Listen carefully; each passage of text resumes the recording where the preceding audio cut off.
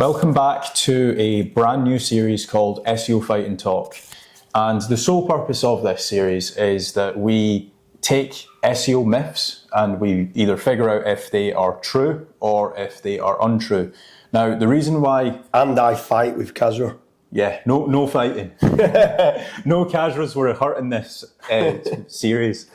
But I think one of the main reasons why we are able to talk so freely about this is that we have the in-house R&D testing team. So anything that is being said on these videos, we've actually tested ourselves. Yeah.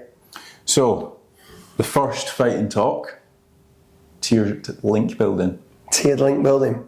Yeah, so there's been quite a lot of positive and negative signal. There's been quite a lot of fighting talk on Twitter, like there always is, to be fair. Yeah. Where some people are saying just keep getting more referring domains and just keep spending more money on guest posts through to the website. Where some of them are saying, but majority of the guest posts that they're getting are orphan pages and no tier 2s, and therefore there's no value. Yeah. So first and foremost, I definitely think there's some value in keep building up the R&D, the RD referring domain count and keep getting new guest posts.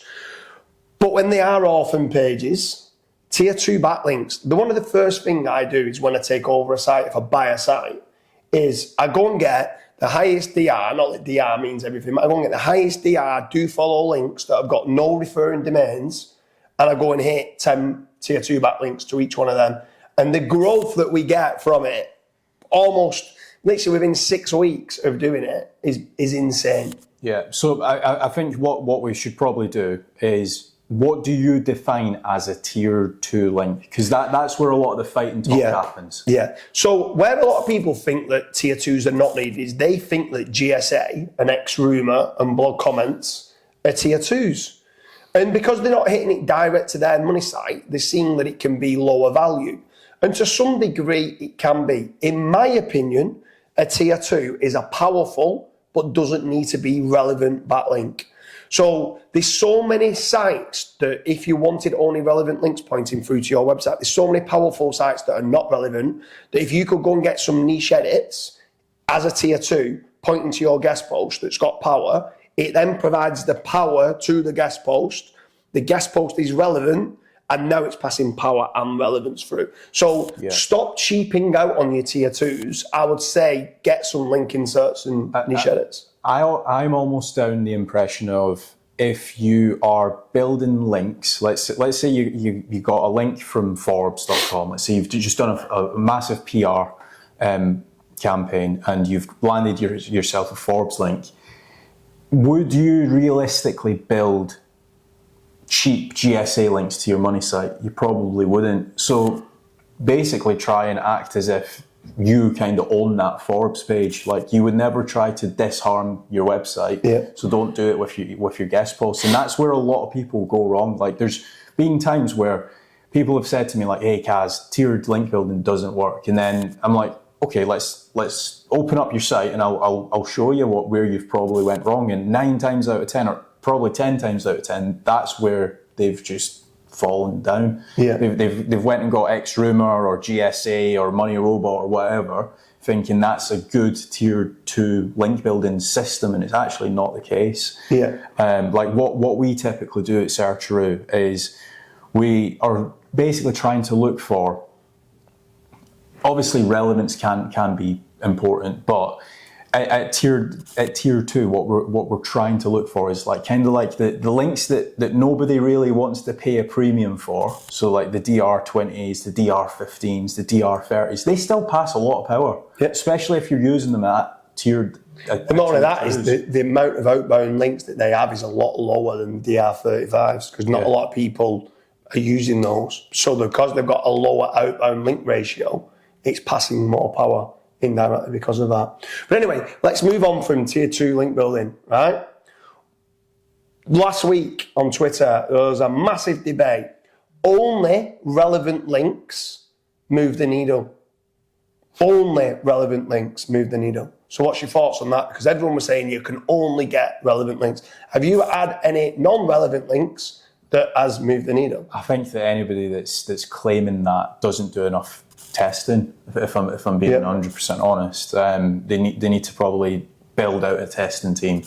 But if we were to go down that route, then Yell, which is a really good directory site to have been built to your location sites or your local business, that wouldn't pass any power. Yeah. That wouldn't pass any trust, nothing. Because Yell talks about hundreds of different businesses. It doesn't matter if it's a cleaning company, a gym, a pizza restaurant. It's got it all. So there's not much relevance at all there in that case. But then you've also got the other sites. Like, for example, a lot of people would literally bite your arm off on a link from Forbes, DR90. But again, if you're a cleaning company, what's Forbes got to do with a cleaning company? There is no relevance. Yeah. So yeah, if anybody believes that, it's definitely a myth. There's been times where you've seen it yourself. We've built really low DR websites as basically a link back to our website, and it's been not relevant at all, and it's boosted our rankings. But that being said, I would do both powerful links and also relevant links, because I mean, don't get me wrong, like, let's set the record straight here. I would prefer a powerful, do follow, high up the page, relevant link. That's what I would want. But there is a finite amount. There is a finite amount of those. So at some point, I've now got to start saying, okay, I want as many relevant links as I can. A guest post should always be relevant, to be fair, because you're choosing the content that's going on there. So that's always going to get the relevance. But a non-relevant link, some of these niche edits and link inserts that aren't relevant to your post, but when you've got a lot of relevance in your backlink profile, some of these move the needle better than a relevant link. Yeah. So a non-relevant link can certainly move the needle because of the power that it's sending through. So just one caveat to that. Yeah. There is multiple layers of relevancy. Like, for example, you have got websites that are overall relevant. So every single page that they upload is, let's say, talking about carpet cleaning. And you get a link from that, boom. Amazing. 10 out of 10 link. You can't ask for a better link. Yeah. Then you have got what's called like silo level. Category level, category level relevancy. And that website might be talking about carpet cleaning and, let's say, accountancy and also a few other industries. But there might be, out of the 100 posts, there might be 20% of those that are talking about carpet. So you've got multiple pages on the same topic that's relevant, and one of those are linking through. Then you have got page level relevance, which is kind of like a guest post. You've essentially pitched that content to that website, and you've found kind of like a bridge where that website overall might be talking about small businesses and how to set one up, but you might have pitched an article saying how to set up a small carpet cleaning business. Again, there's relevance to his website, so it makes sense for him to upload it. There's also relevance to your website, so it makes sense for that website to link back to your website. Yeah. And then you've also got paragraph level relevance. So for example, there might be a article talking about the top. There's heading level and then paragraph level. Yes. Yeah. Heading level, and then paragraph level, sentence level, and then anchor text. Yeah. Yeah. So they're basically what you want to be doing is starting at the top, finding all the websites that are complete website relevant. There will be a finite amount of those links, and then kind of lowering your standard. Yeah. But a non-relevant link can move the needle. That's where the debate comes in. That's where the fighting talk comes in. People say non-relevant links don't move the needle, and they do. Yeah. So next one, only no-follow links move the needle. Only no-follow links move the needle. I'll start that. That's complete and utter bullshit as well. Like, no-follow links absolutely do a great job. Do probably better than they ever have, if I'm being honest with you. So, no-follow links are working great. Do you mean only do-follow move the needle? Sorry, only do-follow move the needle. That's where you're getting moved up. I'm sat there, I'm thinking, what's he on about here? Yeah, only do follow move the needle. No follows do not move the needle. Slight disclaimer. Yeah. Only do follow links move the needle. That's what we're debating. Yeah. That sort of bullshit. Yeah. Right. I'm glad we're on the bill. The no follows are working better than they ever have. So digital PR campaigns, if you get a digital PR campaign and you're getting some no follows, don't worry that they're no follow. They're still moving. I'm not saying they're passing page rank, but they're certainly being seen by Google and being picked up, and they're working great. So I remember back in Estonia last year, it was probably about 13, 14 months ago now, I actually done a presentation on this, and basically EAT does look at no follow, or actually it looks at websites just mentioning you, not even do follow. Unlinked mentions, unlinked mentions. So, for example, if you were to take a look at sites like IBM, right, their stocks fluctuate, right, and there's going to be tons of stock traders and stuff like that publishing articles daily, but then it might never even link back to IBM.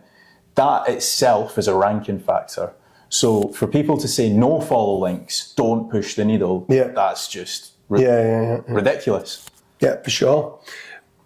What about site reputation abuse, or now people trying to say that expired domains don't work? Oh God, right. Well, I done a full podcast with Alex Drew at ODYS about this. So I feel like people read the Google guidelines and they multiply it by 65 and get 289 as the answer, right? But in reality, what's actually happened, and this was always the case, if you were doing 301 redirects or using expired domains and you weren't doing this, you were bound to get hit. But people would buy a bakery domain and they would rebuild that website into being a gambling site. And yes, it might have worked. It still does work in foreign, to be fair. In non-English speaking, non-English, it's still but in English speaking, it's not. But the whole debate is: would you do that in terms of you want to sell that asset in 24 months' time? No, that's. I wouldn't do it in English speaking kind of terms anyway. I always talk about the link acquisition model, the domain acquisition model. So if I'm doing a 301, I want to line up that relevance as much as I can. Yeah. As much as I'm saying non-relevant links move the needle, the issue is I don't want all my backlink profile being non-relevant. I want a blended mix of do follows and no follows, relevant and non-relevant. And I'm not saying if I could just get them all relevant, then great, but there's a finite amount of them. So I'm going to get some non-relevant. But for me to go and grab hold of a completely irrelevant domain that's got thousands of referring domains and 301 that non-relevant domain through, that's a different ball game. Now I'm like completely shooting myself in the foot, and it is a recipe for disaster. But expired domains still working absolutely great if you do line up the relevance. That is a machine gun kind of approach. You need to be making certain when you're redirecting sites, whole sites, you're trying to line up that relevance as much as you can. So is there any other stories at the moment for SEO Fighting Talk that you're hearing on Twitter? Geolinks. So let's say, for example, you have a website in, I don't know, Dubai, UAE, right? Yeah. Would you only want UAE links pointing back to your website, or would you have a holistic approach of having some .coms, some .co.uk? So .coms, .nets, .org still work great in all the countries. I definitely do, if I'm entering Dubai as part of my site, I definitely do want some local links from the TLD of Dubai. So there is an argument to say you do need like some Dubai relevant links from the geo. But to say that you only need those type of links is complete and utter bullshit. Yeah, like I was speaking about this maybe about 2 years ago now, and it still is the case. The biggest real estate company in Dubai, you can check this out, literally just search buy property in Dubai. Only 14% of their entire backlink profile, and they've got like over 1 million backlinks, is UAE based. So just do the maths yourself. There was also a company in Spain, I think it was called Sleepy.es. And again, that was like 18 or 19% of their backlink profile was in the Spanish market, and they were ranking position 1, and they still are for buy mattresses online in Spain. So I think if you're setting up a brand new website in a foreign market, definitely focus first of all on those geo-relevant links. And then at some point you will need to say, right, I've exhausted this. I'm going to need to go to .coms, .co.uks, .nets and try and expand that. Because again, another thing as well, when it comes to international SEO is You can get a relevant link from a .ie, an Irish domain, as long as it's still talking about buying mattresses online. Yeah, for sure, Yeah. The last one, AI content is dead. Oh yeah, you don't want to touch that. So, yes and no. If you are just plastering your website with millions of AI articles, you're not vetting anything, and you are literally just abusing that power of AI, then yeah, your website will, okay, it might rank for a bit, but then it's going to get slapped at some I think it's to do with how many thin pages you have on your site. So if they're not deemed as being thin pages, you can actually do mass AI pages as long as you're getting the right prompts put in place. Yeah. But yeah, generally mass generated without doing a content brief, without making certain the right prompts are answering each one of the questions correctly, removing any fluff, removing any context. Yeah, contextless words and all the rest of it. Like, you've got to be making certain that the content is good, not just for Google to come and crawl it, but for the users as well. Are you providing some sort of value in there? And are you checking the hallucinations? So basically you're fact checking it, because there's certain facts that the AI just spit out that's completely incorrect. So you still need to be doing that element of fact checking, but AI content's working almost better than ever. Yeah, I think what you should be using it as is it's almost like an assistant to your content team that was already there writing your articles, but it's essentially there to just supercharge your content team. So when an AI article is spitting out, let's say, a 1,500 word article, that point, your content writer might go and fact check everything, or for example, they might grammar check stuff to make certain that it's correctly optimized and stuff. So with regards to SEO Fighting Talk, leave a comment. Let's start debating certain things. If someone wants to come on and debate anything with regards to what we've said, you're more than welcome.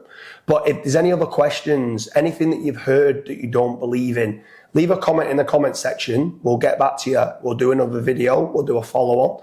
And yeah, you can ask 10 different questions and we'll go through them all. It's the first episode of SEO Fighting Talk. And I think we're on that round. Peace.